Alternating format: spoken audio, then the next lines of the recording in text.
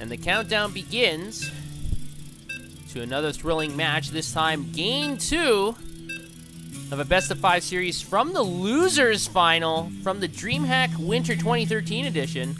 And this time on Yeonsu, we've got spawning in the bottom left as the Red Zerg, representing Startale, and winner of Game 1, Life. And Life was able to win Game 1 convincingly over his opponent, spawning in the top right as the Blue Protoss. Representing Team Azubu, we've got Patience.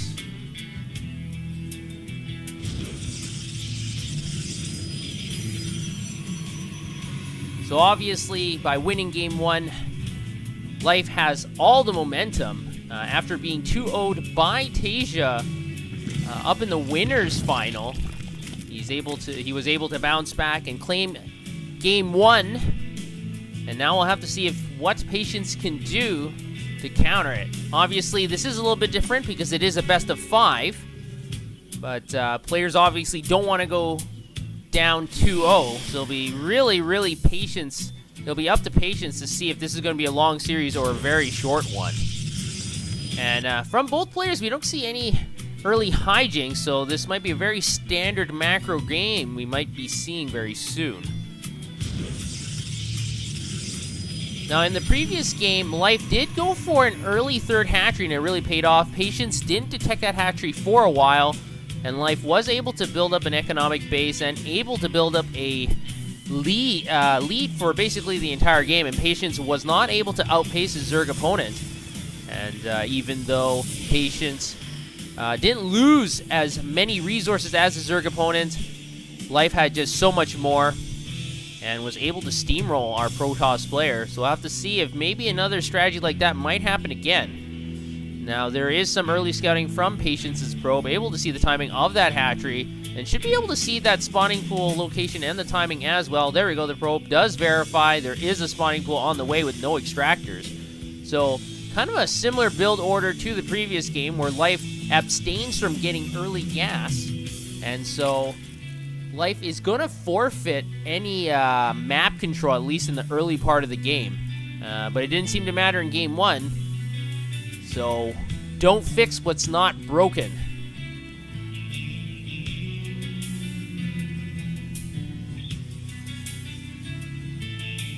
Patience, on the other hand, looks like he's getting 400 minerals ready here. Going to be plopping down a Nexus here at his natural very soon. There we go. The Nexus is put down. And we do have the first two Zerglings out to scout around. Yeonsu is very interesting. We've got two Xel'Naga towers here overlooking the cliff area and around. So the location of these Xel'Naga towers can be vital if you're going to your opponent's base, because it is kind of a straight line to your opponent's base. So if you do control the Xel'Naga towers, you should be able to scout out any direct incoming attacks. Now, Zerglings are going to be chasing this probe back to home base, but the Mothership Core should be able to deter these Zerglings away. Yes, the Zerglings are going to retreat, at least for the time being. No, they are going to try and run up the ramp. Remember, the Mothership Core is a lot slower than the Zerglings, even without Zergling speed. So the Zergling is going to be able to make it into that main base and get some scouting information out.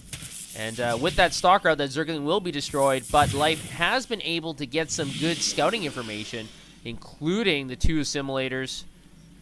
So not a total loss for Life losing those Zerglings. I think it's totally worth it to get that scouting out. Now, we don't have any extractors for Life. There we go. We're getting double extractors from Life at the point, exactly the same point I said he didn't have any. And we'll have to see if the creep threat is going to be a lot better this game, because even though Life did win Game 1, he didn't really have very good creep tumor growth, which is kind of strange. Generally, when you have a lot of creep spread, it is very conducive to winning, because you can see the entire map and your units move so much faster. But it looks like we do have Double Queen setting up those creep tumors. And whittling away at this lone Stalker, doing some scouting for our Protoss player, but Patience is going to back off at least temporarily here. And it looks like Patience is going to be able to block off his natural, as do most Protoss players do, with a few gateways and a sentry. So no more Zerglings should be able to get in here, at least directly. But at the same time, Patience is trying to do something about this creep spread. It looks like he was able to destroy one creep tumor, but his Mothership Core has sustained substantial damage. So I'm not sure if that's really worth it. And as we can see, the creep spread is continuing anyways. And pretty soon, this proxy pylon over here is going to be detected.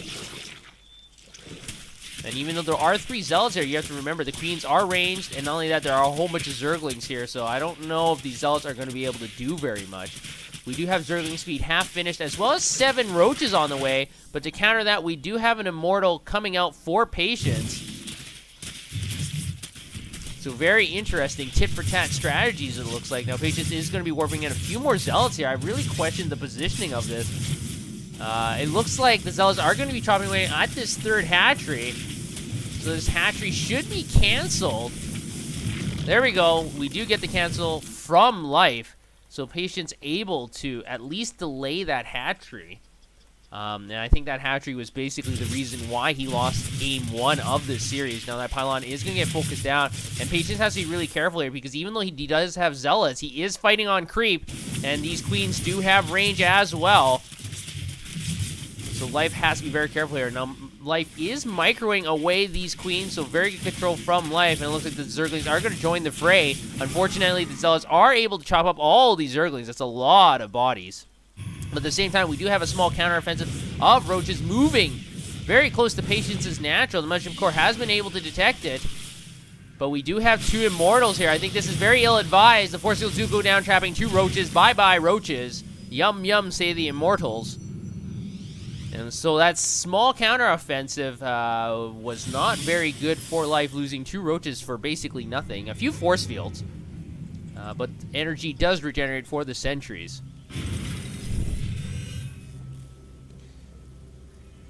Now, we do have the 3rd base coming up for Life once again. As a Zerg player, you generally want 1 more base than your Protoss or Terran players. And it looks like at the 11.5 minute mark, we got Patience moving to attack Life's base, but Life has already reached Patience's base, and this Immortal is surrounded. It will go kablooey. There we go. That's very unfortunate for Patience. And now the Zerglings and Roaches have entered into the natural area, and there are no cannons here. The Nexus Cannon does go down, whittling away at these Roaches. So this small attack, once again, will fail. But even though it wasn't really successful for Life, at least Life was able to deflect the attack from Patience, forcing Patience to come back. And now with this 3rd hatchery up, I really think Life can macro up with an economic base. And even if he doesn't really mine that much from this base, he will get a lot more larvae out, so he can pump out those units a lot faster. And he's already built a 30 supply advantage as well. So I think Life is looking pretty good right now, picking off a sentry as well as a probe. And Patience is constantly on the defensive. It looks like Life's strategy is just working everywhere. From game 1 and to this game 2, it doesn't look like Patience is really winning any of these engagements. He's picking off a few units here and there, but Life is just really dominating and controlling the play, and all the action is happening on the north quadrant of this map, and that's not very good for Patience. And we do have another run around, a few more Roaches. We got about 12 in this composition here. We have 33 Roaches on the map right now, committing to a pincher attack, able to destroy a lot of Stalkers, and it looks like Life is just going to move into the natural. And now there's really no defenses here, only a few units. The Zealot does get destroyed immediately, and Patience has been able to deal with that smaller quadrant of Roaches, but now the Roaches are going to town on all these probes, and so the units lost where both players is skyrocketing, but I still think Life is doing significant damage. You have to remember here, the probes are being destroyed, so this is hurting the economic growth of our Protoss player exponentially. And you have to remember, in game 1, Patience did not lose as many resources as our Zerg player, but in this game, he's losing more. He's lost more, and in game 1, he still didn't win, so I think Patience is in a really bad position. He's down by about 45 supply. Life has 3 bases up. Patience is still stuck on 2. And Life is still on Patience's side of the map, and he's going to be attacking again right away here. Now, what might turn the tide is this Colossus, but we don't have Thermal Lance yet, so the Colossus's range is really, really undermined currently. And it doesn't look like Patience has enough minerals to really do anything about it. This is very unfortunate. And another thing, to contrast between Game 1 and this game, is that Patience had the upgrade lead for the entire game. But this time, it's flipped around, and now Life has the upgrade advantage. He has +1 missile attacks, while our Protoss player has none currently. He is getting +1 weapons. It should finish soon, so it will be even Steven very quickly here, but it's not looking good for our Protoss player. And now, Patience's units are out of position. Look at the Roaches are going to be able to rush in here.